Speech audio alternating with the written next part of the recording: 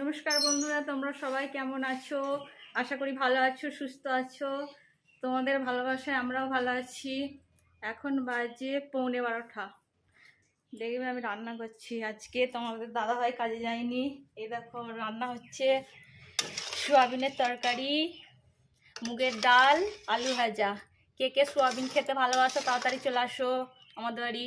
আজকে নিরামিষ, সোমবার।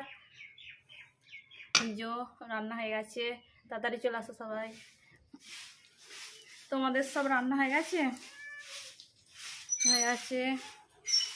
দেখবে বৃষ্টি আসবে, আকাশটা কত সুন্দর লাগছে। দেখো এই যে অন্ধকার করে এসেছে, বৃষ্টি আসবে।